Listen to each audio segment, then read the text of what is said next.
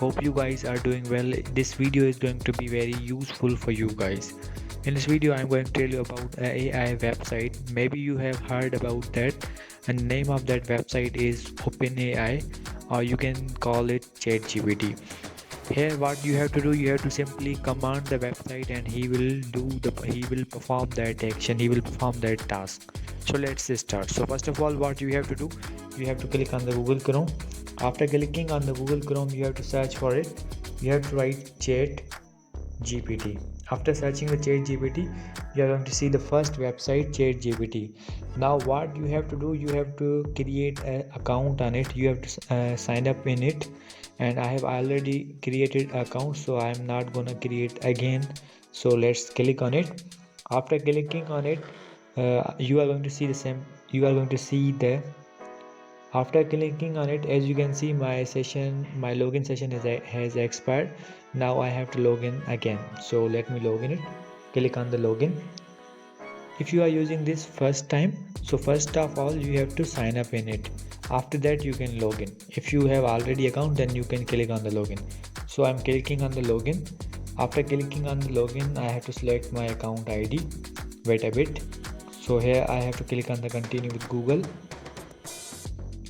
and I'm going to choose my account with I work, this one.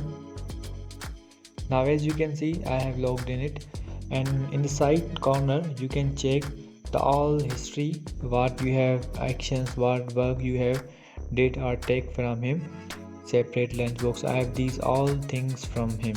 So first of all, let's bake, and now here you have to write the command what actually you want. So for example, I want that write a letter for my leave. Now click it. As you can see, it is writing the letter. As you can see, it is writing the letter. This is the simple pattern. You can also change or anything other. Let's check another thing. I'm going to write that give me the names of top